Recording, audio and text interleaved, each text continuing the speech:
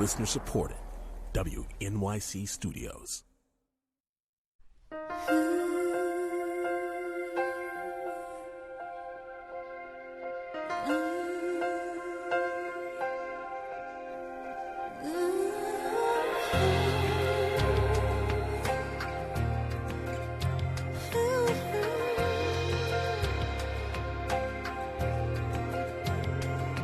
When you ask me who I am, what is my vision? Do I have a plan? Where is my strength? Having nothing to say. I hear the words in my head when I push them away. 'Cause I stand for the power to change. I live for the perfect day. I love till it hurts like crazy. I hope for a hero to save me. I stand for the strange and lonely. Idina Menzel is one of those showbiz triple threats. She's a Tony Award-winning actress, can be seen frequently on television and in film, and has just released a new album called I Stand, in which she sings songs she's written. I'm very pleased that it brings Idina Menzel back to this show. So it's a pleasure to see you. You too. And you were last here a couple of years ago for a very different reason, to talk about the movie Ask the Dust. Yes. Is it important for you to do a lot of different things? Do you have to fight being pigeonholed as that performer in musicals? Yeah, I think I have to fight it a little bit. It is important to me to express myself in different ways, and I don't feel held back that much by it, though. I think, if I embrace it, then other people will embrace it as well. Well, there is often a stigma attached to musical theater people. Their singing voices are too theatrical, or that they can't do serious drama because they get by Somehow breaking out into song. Yeah, it's hard. We have a bad stigma being in musical theater, but I think, a lot of us lately are breaking out of that and gaining respect. And, you can't get up there and do 8 shows a week. And, I find that, especially being out in California a lot recently, because I'm out there with my husband, that people respect us so much more than we think. A lot of actors out there, they just can't believe that the work ethic and the discipline we have to get up 8 shows a week, especially movie actors that know that they can, mess up and take a break. And I'm constantly being asked how I do it. Mm. Well, you do mess up once in a while. I'm sure you, yes, even experienced actors forget their lines somewhere in the middle or get lost. Sometimes that's a welcome thing, because, it breaks you out of your mold and it really puts you on your feet, and all of a sudden that, you're on automatic sometimes. You don't even realize it. You think you're in the moment, but you've just done it so many times, and then all of a sudden, someone says the wrong line, or you trip over something, and the next minute that was what you call a real moment. When you were growing up in Long Island, what did you think you were going to do? Did you think you'd be a singer for the rest of your life? I always sang. I always wanted to perform. I went through a couple of stages. When I was really little, I wanted to be an Annie. And my parents surprised my sister and I, and they brought us to Dream Girls one afternoon. My dad, some people know it was a pajama salesman, and he worked in the garment industry. And it's amazing you've never been in Pajama Game. I've never been in a pajama game, but I had drawers and drawers of beautiful pajamas my whole childhood. And one time they said that we had to go to Dad's office because he forgot something, so we drove all the way back in from Long Island, and we thought we were going to go play with the adding machines in his office, The next thing you know, we drove up, and we were, I forget which street it was, but 45th Street in the middle of the Broadway community, and the lights flashing, and my heart started beating, and I said, "Mom, are we going to see a show?" And she said yes, and it was Dream Girls, and it wasn't until recently that I ever realized I couldn't be in that show. Because back then I just thought, this is it. This is the kind of music I want to do. This is what I want to do with my life. And I used to sing in my musical theater classes all the songs from Dream Girls. It's the one day I was going to have to prepare for an audition. And you used to sing at weddings and bar mitzvahs. I did. I my parents split up when I was about 15, and I felt like I needed to help out money-wise when they were both getting separate places. And so a friend knew of this guy. His name was Tony and the Saidas. It's Tony Saida. Sorry, I did that totally wrong. Tony Saida and the Echoes. He was from Oceanside, and he gave me my first job. I only knew about 10 songs. I knew Girl from Ipanema, Someone to Watch Over Me, Tonight I Celebrate My Love for You, and some other, song like that, like Whitney Houston, The Greatest Love of All. And I could get by on that. And he gave me a shot, and then little by little I started freelancing, and I'd work every Friday, Saturday, Sunday, 3-4 gigs a weekend. But learning more and more songs, I'm sure, Learning because more and after a more while, songs. people start coming up to you and saying, can you sing such and such? Yeah. And you have to know them. Well, that's what you do. You start to form this little catalog of cheat sheets. Those little index card boxes? And what every great wedding singer does is she compiles this little alphabetical index box that says, so if someone comes up and they say, do you know Stormy Weather? For some reason, I didn't know the lyric. I have it in there. I pull it out. I put a little tape on my mic stand, and I cheat. Nobody's watching you at these things. They're dancing and eating, and they don't care. So it was a great way to have a ton of songs and little by little learn them in different keys. No drunk ever came up to you and said, can you sing Melancholy Baby? Not Melancholy Baby, but I have to be honest. There were a couple drunk grooms that came up to me that made me feel very uncomfortable, because obviously they should not be flirting with the singer. Not on their wedding night, anyway. Not on their wedding night, but I've had several of those situations. I've had people that have had heart attacks on the dance floor while I was singing. I've had... Have you talked about this with Adam Sandler? I would love to talk about it with Adam Sandler. That movie's pretty right on, I have to say. My guest is Idina Menzel, whose latest CD is I Stand. It's from Warner Brothers. And this is not your first CD of original music. Right. So when did you start writing songs? So when I started the weddings when I was 15, I was learning all this music, and I fell in love with all the Aretha Franklin and the Chaka Khan tunes and the jazz standards. And I just, my lexicon of music started to expand, and then I started to want to write my own music, and I'd sit at the piano, which I was taking lessons back then, and clunk out chords and just start writing. And the first song I wrote, it's very funny when I think about it now, it was called Too Late for Love. And it was How old were you? I was 15, and it was way too late for the love that I was experiencing at that time. But I've always had this sort of sophisticated view of myself. I don't know if it's because I was doing the weddings instead of going to the keg parties at the time, and I was around, I would lie about my age, too, because I wanted them to hire me and not think I was too young. So I was telling them I was 18, 19 years old, and there was these 35-year-old guys I was hanging with till 3 in the morning. So I kind of grew up faster, I think, in that way. But it really made me what I call a professional singer. I was really proud of the fact that I was making money at an early age just singing. And when you're singing the songs you've written, do they take on a special personal aspect to them? Well, they've always just been ways for me to kind of explore where I am at a certain point in time and how I feel about my life. They're just... It's been interesting as a juxtaposition to doing the theater to always have this love of writing music, because on stage, you have a character to hide behind, and with your own music, it's really terrifying to kind of put out your own lyric and you sit in front of someone. Usually I collaborate with people and say, I had this idea in my journal and I was singing this melody, what do you think? And to just kind of put that out there with people you hardly even know, but are great collaborators. And I love the process, but it's very nerve-wracking, but it's very special process. And I got to do that for a year and a half with this album with Glenn Ballard, who was my producer, and who he's a guy who's been around. He wrote a song for Michael Jackson. He wrote Man in the Alanis Mirror. Morissette. Exactly. Very different from the music you're known for, from the shows you've appeared in. Was it important to work with somebody who had that kind of a background? Yes.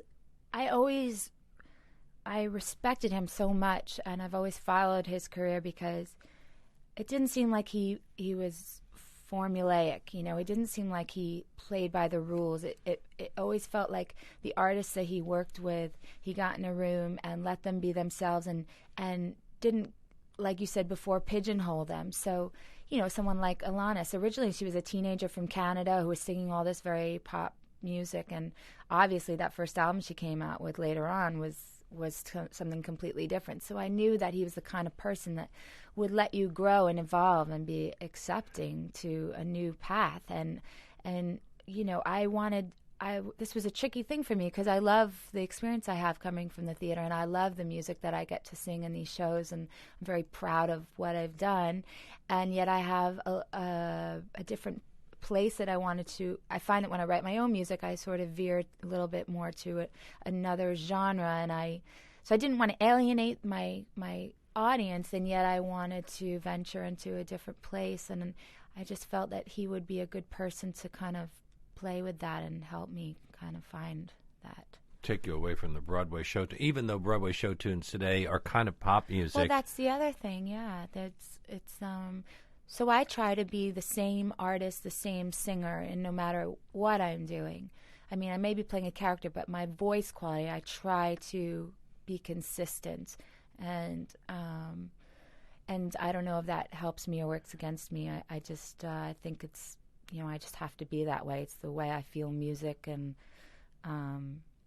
so hopefully that's the common denominator between my theater stuff and this other stuff. And also the common denominator, I think, is that I made sure I still expressed myself in a deep way, and that I left a lot of dynamics. I didn't try to balance it out or suck the life out of the music just because it had to be pop music and has, a certain formula. I felt that it should still be very dynamic and have its ups and downs, and its and like a song from a show has. Well, since your last CD, where you did original material, you've won Tony Awards, you've gotten married, had made movies, so you have become a different person. Is that reflected in the songs, do you think?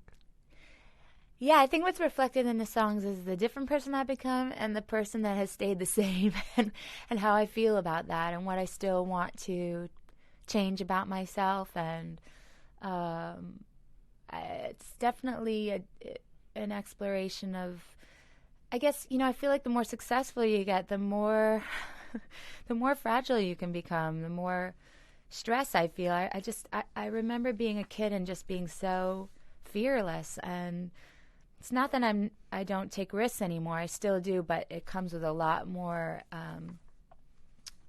terror than it used to. And I get drier in the mouth before I have to perform. I always have to pee, and I have more nervous, things that happen to me, and I get much more in my head. And so I use this album as a way of really trying to figure that out, just. Although there's no song about going to the bathroom before you go on the stage.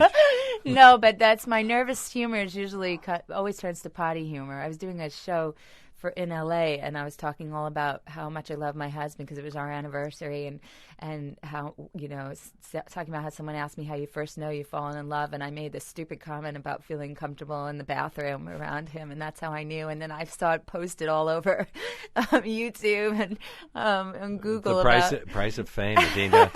You could have said anything like that years ago, and nobody would have paid any attention. I know, but it's true. Now you have to feel comfortable with someone. And I wrote a lot about my relationship with him, and how much we've been through. We met when we were in Rent 12 years ago in rehearsal, and we've been living together for 11 years, and married now 5. And this business is a really hard business, and we live in different cities all the time. But is it tough living such a public life? I mean, you're not Amy Winehouse. You're not doing right. stuff that's going to get you arrested. But still, your personal life is something that gets reported on page 6, and you can't. Sometimes I'm sure you really feel like you're living in a glass house. Yeah, we try to keep to ourselves. The hardest thing for us is the distance. Is just making sure we carve out enough time to be with each other and to not take it for granted. And the kind of things that we do, the shows and the projects, and me being in the studio for a year, and you can get so committed and passionate about these projects that you're doing, and you need to keep each other involved. Otherwise, you can feel alienated from each other's lives. We're going to go into a break with one of the songs from the CD called Brave. And this is also the source of your first music video, in which you look like you're doing something between Salome and Christo. We'll talk about that when we come back. My guest is Idina Menzel. Overwhelming, and the air is cold, and I'm not the same anymore. I've been running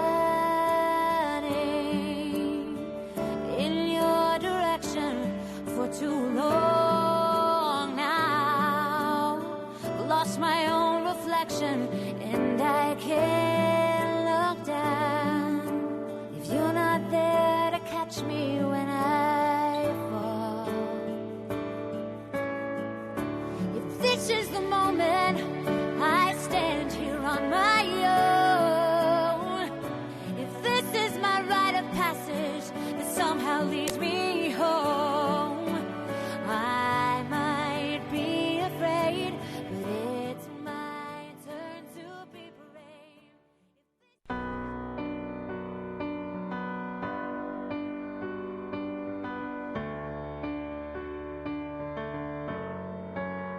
Where do you go when you're alone and in your head? Why do they know you? Is your story painted in red? What do you see? What do you dream when you're awake? What have they seen of you? Are you afraid of what's been said? And if time stood still, if you won't be your witness, no one ever The song is will. Don't Let Me Down, very appropriate during a fun drive. It's one of the songs on Idina Menzel's new CD called I Stand from Warner Brothers Records, and the only one you didn't write. Is it the only? Yeah, I think it is the only one. Yeah, James Blunt wrote that song and never used it for himself. He wrote it with a guy named Peter Vitesse, and in the beginning I was looking for lots of different songs, whether I wrote them or not. I was open to anything, and it just turned out that I got on a roll with Glenn Ballard, and the label was really supportive of the songs. But this song I loved it when I heard it, and whenever I wish I had wrote something, I know I should sing it. Well, what were you doing with Glenn Ballard? Were you writing the melodies, he writing the words, or is it a more complicated thing? It's just very organic. Sometimes, I carry around a journal with all these, fragments of ideas, and I carry around a little archaic cassette recorder that I can't find anywhere anymore. The reason I carry around these cassette recorders is because when I was in Wicked, I used to, for the green makeup, I used to steam in the shower a lot to get my pores open, and it was really good for my voice. So I used to warm up for Wicked in the shower. I'd sit in a little geriatric chair, and I had those little cassette recorders, and I've dropped them in the bath water, and they still work. I have one for years that I still use. So this is the thing I carry around. I have my vocal exercises on it, and I have all my little fragments of song ideas. So I'll walk into his studio with this, and often I have a little melody that's been in my head that I walk around on the street singing, or I have something at the piano I've been clunking around, and bring it into him and say, what do you think of this? And he'd put up a beat and start recording me. And sometimes when I didn't even know I was being recorded. Other times he had an idea, and he says, what do you think of this? And it's a couple chords with some cool strings going on, and then he'd put the mic in front of me and say, just sing whatever comes to you. So you'd improvise a lyric, yeah, and I love then somewhere improvising. along the line you'd find something. It's one of my favorite ways to write, improvising the lyrics, because when I was a wedding singer, this prepared me for my writing. I used to fake a lot of the lyrics that I didn't have the cheat cards for if someone surprised me. Like Ella Fitzgerald used to do. Did she fake them? Oh, she could never remember the lyrics to songs. So and that's what scatting really was? Well, she was also a great scatter, but she could do it when she had to. And then she'd say things like, I don't remember the lyrics of this song. Exactly, and she'd put it into a scale. Yeah, like, for instance, Smooth Operator by Sade is a song that I never knew. And then once I actually had the lyric, I decided it was more fun not to know the words. And I used to sing something like, coast to coast and into Chicago on the way. You know, stuff like that. And no one was ever paying attention as long as you phonetically got close there. They didn't know the difference. So I'm very comfortable. My husband always laughs at me because I'm the type of person who will sing at the top of my lungs any lyric, right or wrong, you know. And you're the one who sings in the shower always. He sings in the shower too. We sing a lot in the shower, to be quite honest, but it's never about anything important. Yeah, it's usually about the dog or something not eating his food. Well, you as you said earlier, you got your first big break in Rent. Right. It's due to close after over 12 years Yes. on Broadway this June 1st. It's the 7th longest running show on Broadway. Yeah. And that must bring some interesting feelings for you. Yes. I know someone who's seen Rent any number of times over the years, and he wondered whether you'll be doing something that has become something of a tradition and returning for the last performance or so. I don't know what they're planning. I've made it known that I would like to be a part of whatever it is. I think they have a cast, so it's not like we can just get up there. But I'd love to be in the audience. I'd love to be a part of whatever ceremonial stuff they might do. It's funny, that entire experience has always come twofold. It's always been a bittersweet experience from beginning to end. It's like right now, it's very sad for me, and yet there's so much joy and so many wonderful things have happened to me in my life because of that show. And yet, like in the beginning when Jonathan passed away, it's always been this just strange dichotomy of feelings, you know. He died in the final dress rehearsal, didn't he? The night before our first preview. Wow. Yes. And so from that moment on, it's always been weird because it was just traumatic and tragic and just completely heartbreaking not to have him with us, and yet all these accolades happen and all this, you know, this incredible joy and celebration because of his work, and so it's like it's never gone away. It's that same thing where here we are now, and it's ending, and I feel both emotions again. I feel really sad, and yet I'm reminded of the fact that I met my husband there and the friends I made, and big breakthrough, and most got to make a movie. Got to make the movie, which I never thought I'd get to do 10 years later. Well, it is a show about youth, and you must have brought a different sensibility to the role when you're doing it 10 years later. I did, and I also got a really good makeup artist and some special moisturizer. The film was a disappointment at the box office. Do you have any idea why something that's been such a big hit on Broadway would be less of a success as a movie? I just think that there was an energy in that room, in that theater, that just people, you know, you just can't be denied. And I think that for people that saw the show, which was a lot of people, that you could just never repeat that in a movie. And I don't know how else to explain it, because I think that he did a really nice job with it, and he had us there, and it's nice because we've documented some of our performances forever. But it was something about that time and that experience and where we were in our lives that set a certain standard. But also, I think there's that theater thing, and there are some shows that just lend themselves to people being in the audience watching live that actors connection that on you have the stage. With that cast at that time. I think Spring Awakening is another one of those kinds of shows. Yep, I agree. And Wicked was. I don't know whether Wicked's being made into a film. I don't know, but I'll probably play the grandmother by the time.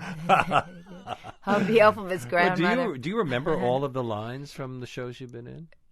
Well, in my nightmares that I have, my theater nightmares, I always remember all the lines, and I'm ready on hand to step in at any moment, years and years later, if they need me. And then I get to the theater.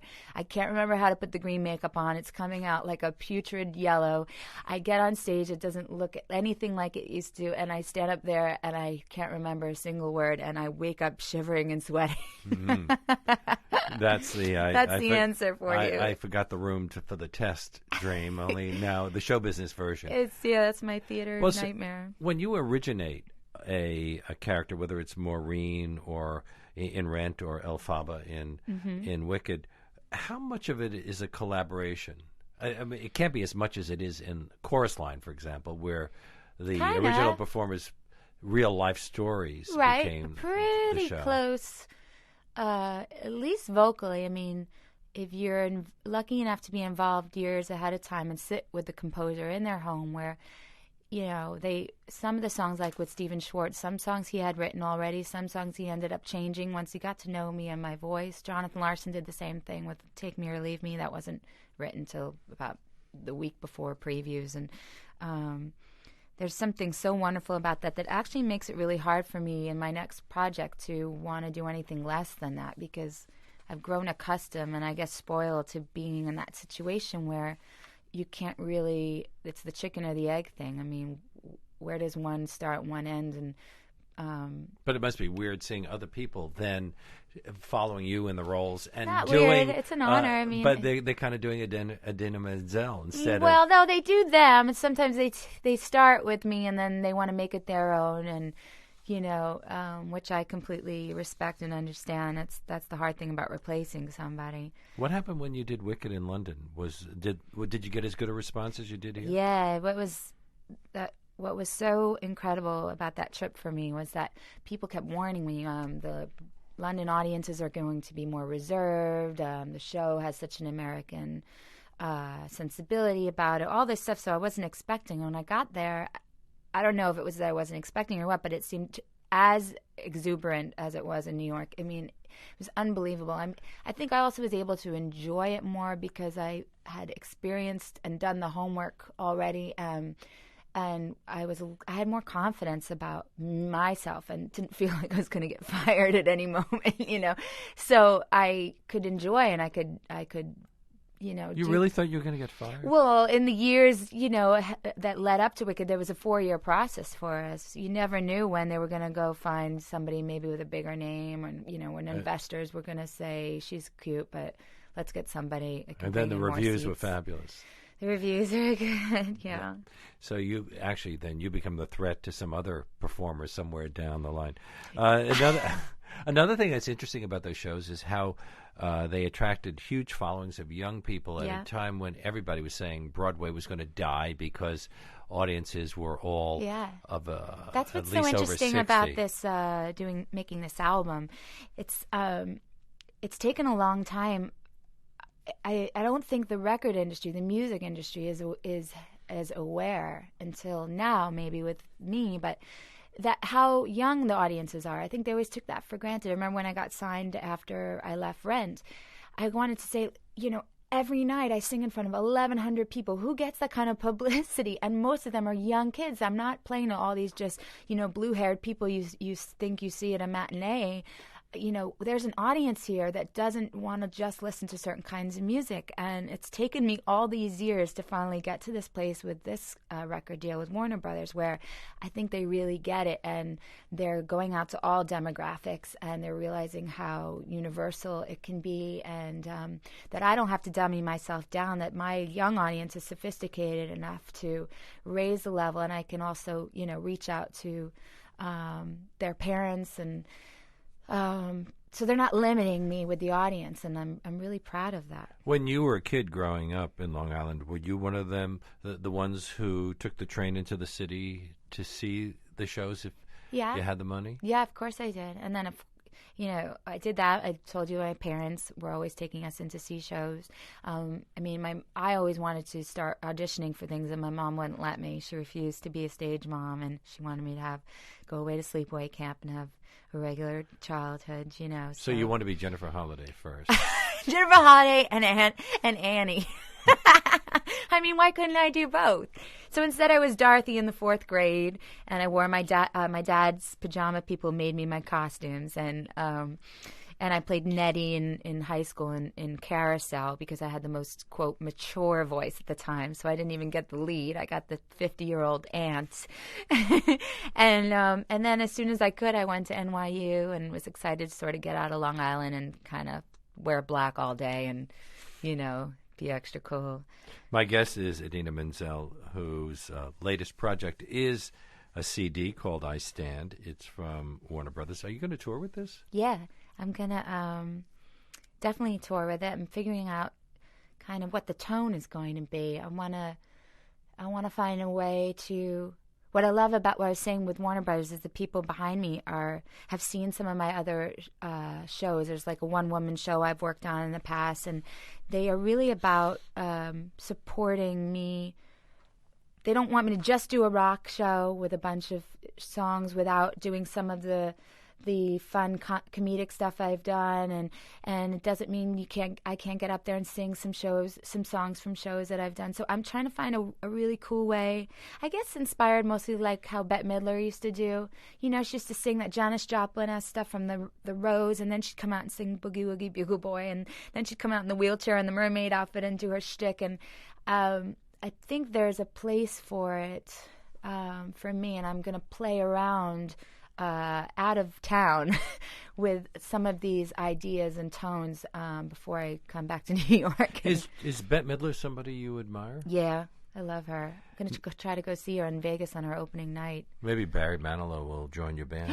In your Tony acceptance speech for Wicked, you spoke about how proud you were to be a part of, I'm quoting, a piece that celebrates women and their strengths and differences. Yes. Is that something that you try to get across in the songs you write as well? I think I do that by accident. I mean, naturally. I just because it does seem to be true of this album. I think I have a lot of woman power in my music, which I don't know if I'm meant to have. It's probably I would say backlash. My mom would say the inspiration of my mother from being. She's a therapist, and I don't know. I kind of find myself. She's always been very supportive and empowering, and just really, wanted my sister and I to be individuals and embrace what our differences and all that kind of stuff. And must be weird growing up the child of a therapist.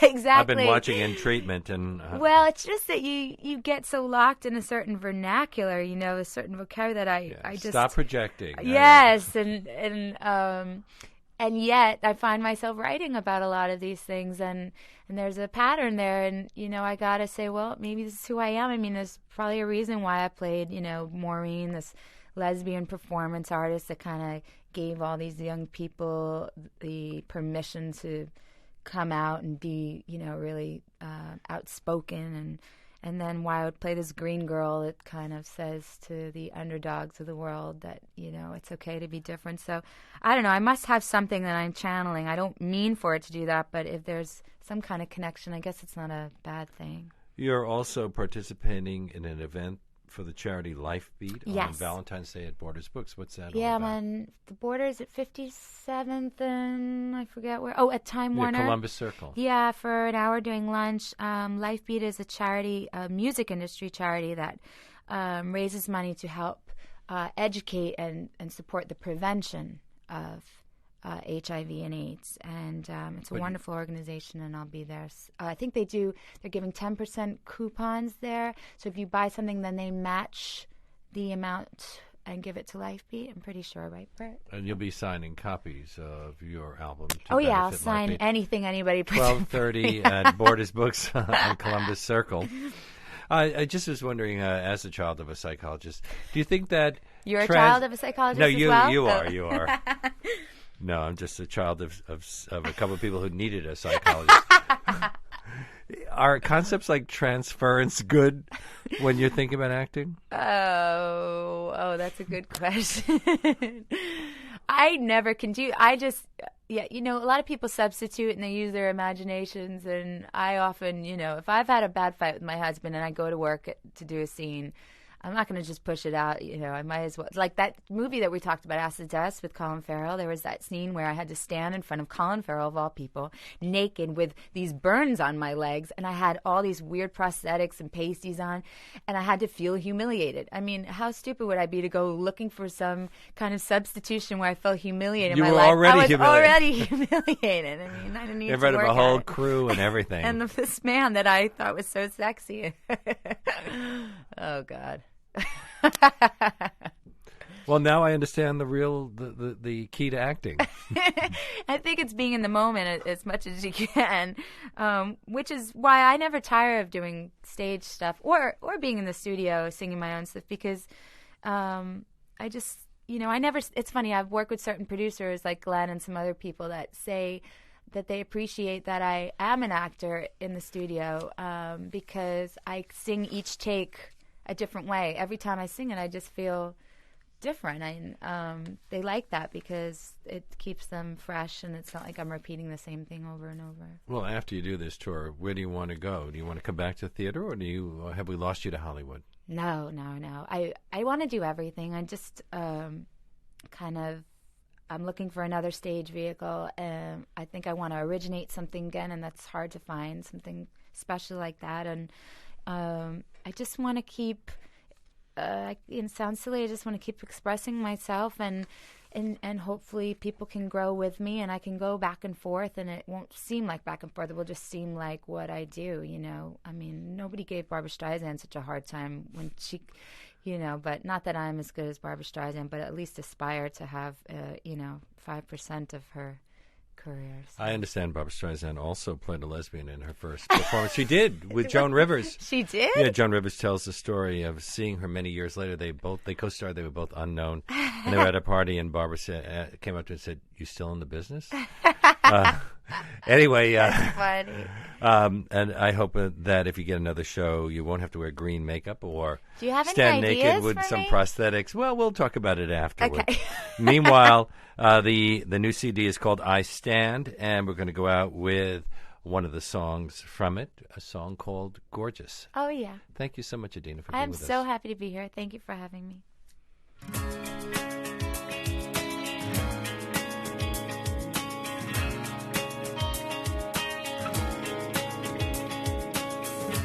In a perfect world, in another time, in a far-off place, we wouldn't need to justify everything